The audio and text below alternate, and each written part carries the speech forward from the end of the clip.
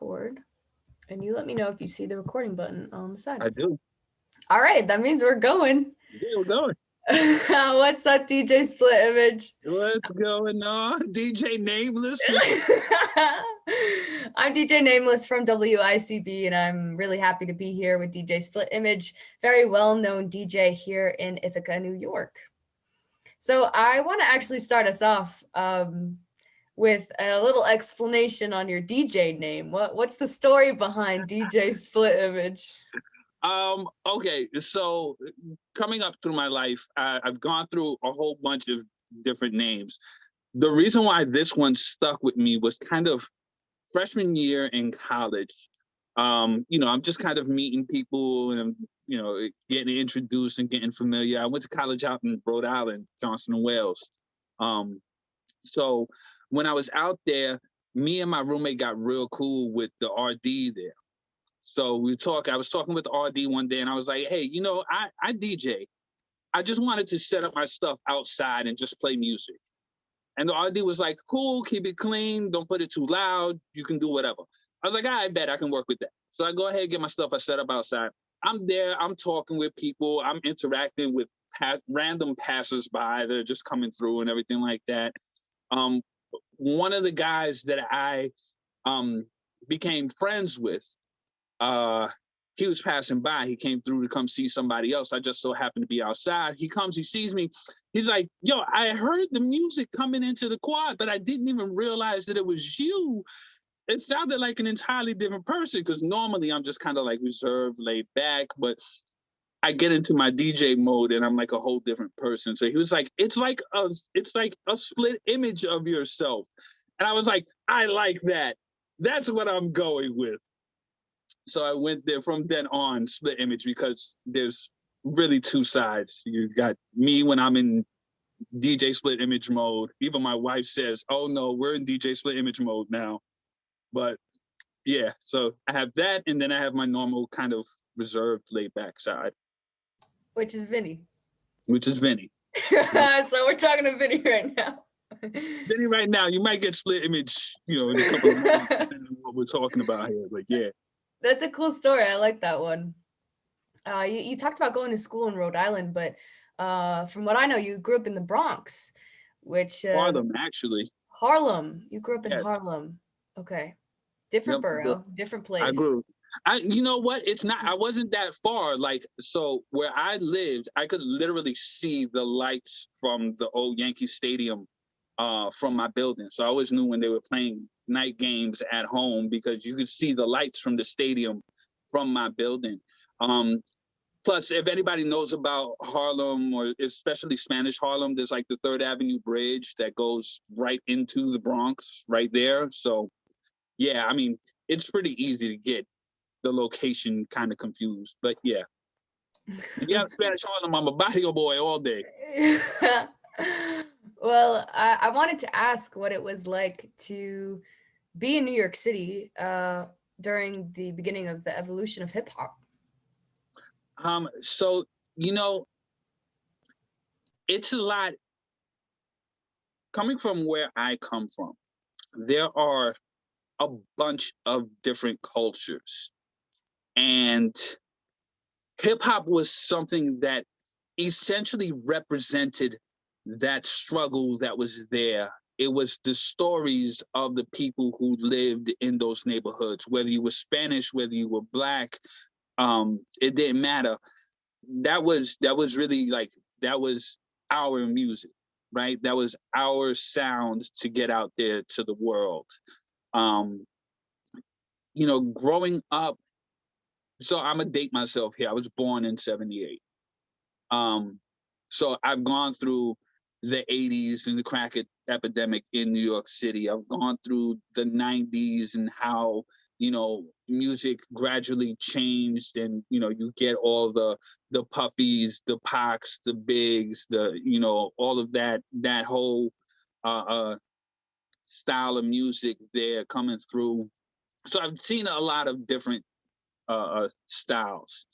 But at its essence, hip hop is about representation, and it's about people who don't normally have a voice, having a voice to be able to say the stuff that they want to say.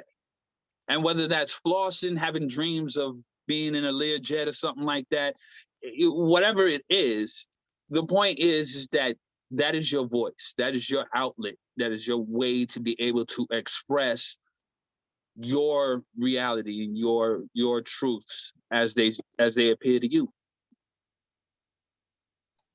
Yeah, I love that. That's something that I really appreciate about hip hop. That storytelling piece can be magical, especially coupled with an amazing sound. Then you really listen. Right. So I guess in your perspective, then it sounded like you feel that you've heard a lot of different sounds. You've just been around for a while. I'm curious how you've seen hip hop's evolution throughout your lifetime as a hip hop appreciator and also as a DJ. Like, what kind of music is getting to you nowadays? I am, on a personal level, I've always been kind of wide open to all kinds of different styles of music and different and even different genres of music. That's one of the biggest things that I think attributed to how I sort of developed as a DJ is because of the fact that where I lived, it really was like they called New York City the melting pot of the world. And especially where I grew up at, it was literally the case, because you have like all these Spanish people in Spanish Harlem. You go like 4 blocks that way and you got like Harlem proper, and you have, Africans that are over there. You have, homegrown African Americans that are there. You have a Caribbean population out there. So you hear all these different styles of music and everything like that. And to me, that was kind of one of the biggest thing. I've always found music as kind of a unifier. And specifically when it comes to hip hop has always been one of those things where it's like, regardless of what your preference is, a good song when you hear it, right? You know that there's something that's going to move you in a certain way. It's either going to touch you because it's a deep story that's being told with this, or it's going to move you because it's catchy and you like to do it. And I mean, just kind of the evolution of things, seeing how things started off originally, like Sugar Hill Gang is kind of like the best example of like really hip hop at the beginning, and with the basic rhyme patterns and the schemes and everything like that. The having unique rhyme patterns, having unique schemes, that's always something that's always kind of evolved throughout hip hop. You go from that, then you get into the 80s where it's like the LL Cool J's, Big Daddy Kane's, that era of music, KRS-One, that era of music.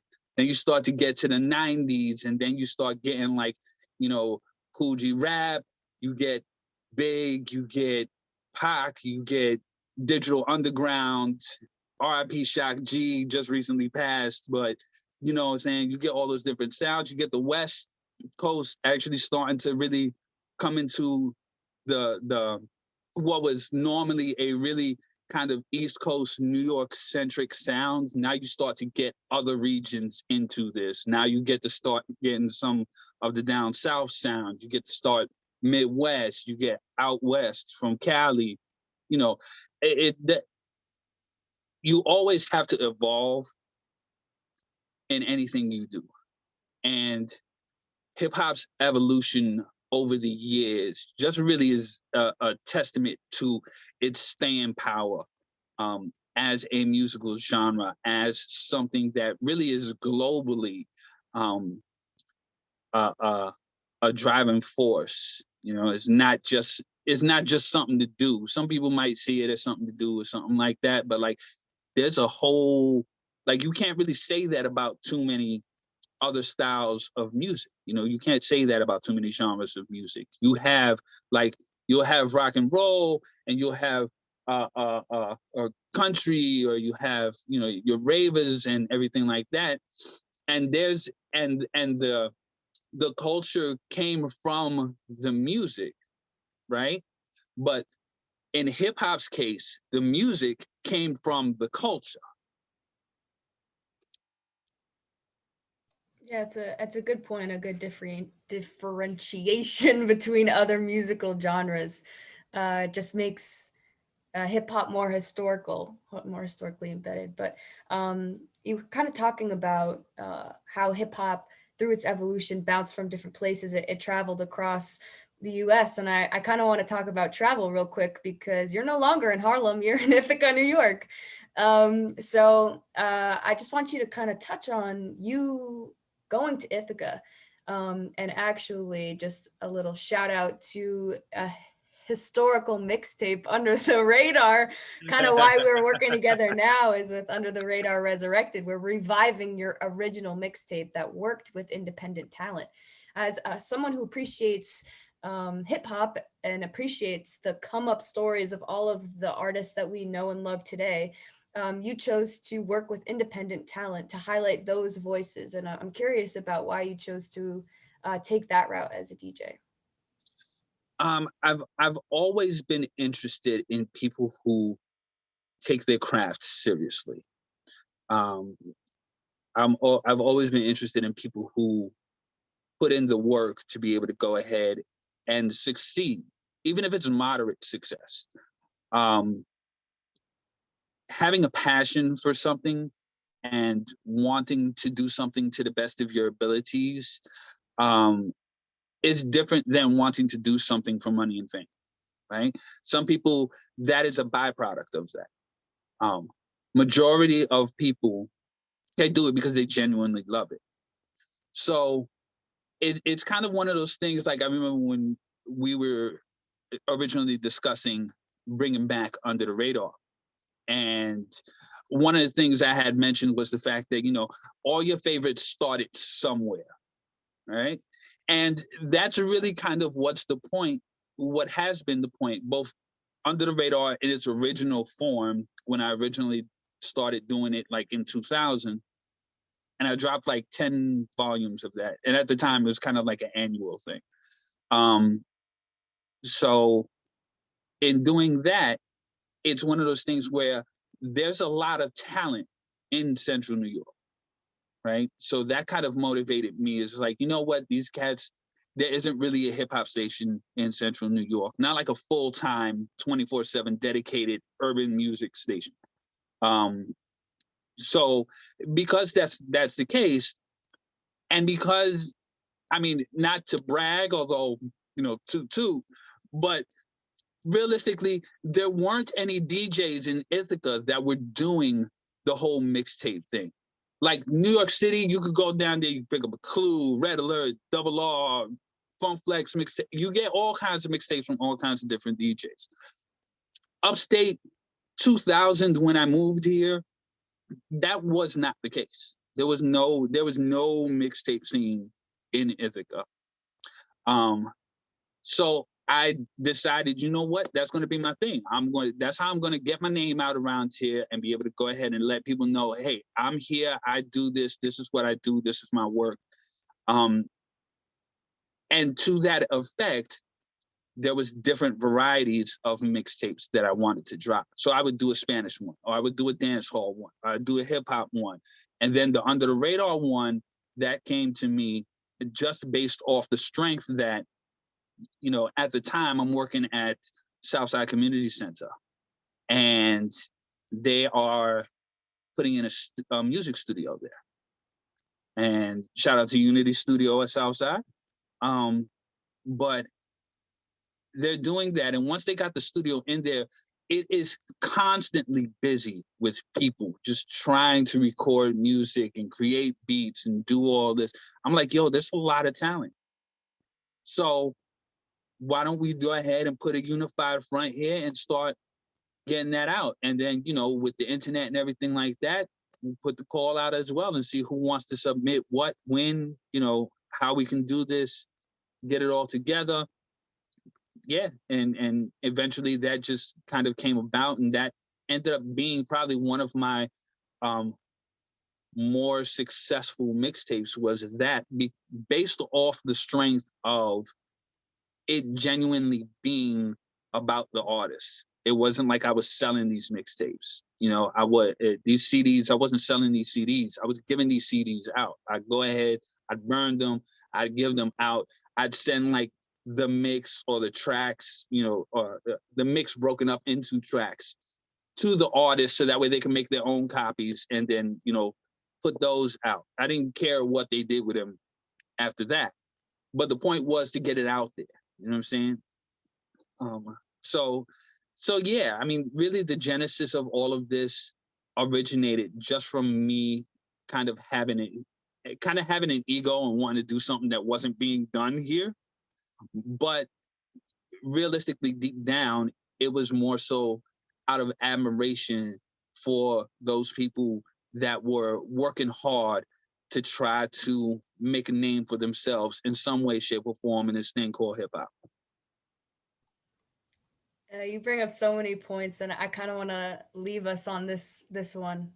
I might be igniting some passion in you when I ask this question, but you talk about the talent here in upstate New York, and it's something that I didn't realize until I met people like you, until I got my position and, you know, got emails from artists around here with wicked talent. So I'm curious about some of your missions, and you don't need to go full throttle on this one. I just kind of want to catch a glimpse of your missions to really uncover the talent up here. You know, me being a DJ for as long as I have been, me growing up in the era that I did and seeing throughout the years how different things worked. And I think I can't remember what interview I saw this on, but it was a recent interview that I saw where it said that, you know what, people take for granted the impact a good mixtape, a good DJ mixtape can have for an artist. Because hip hop at its core is it's competitive. I mean, there's no ifs, ands, or buts about it. You want to be the best MC. You want to be the best producer. You want to be the best this, the best that. You always want to kind of push yourself to be the best, even if it's just being, you know, Mr. Shiny, I got all kinds of ice and diamonds. You want to have the most of that, right? That's what you want to do. Those DJ mixtapes, you know, from the Red Alerts to the Clue mixtapes to the, you know, to even the Chopped and Screwed mixtapes from Texas, you know, those mixtapes have an impact and have definitely launched a lot of different artists.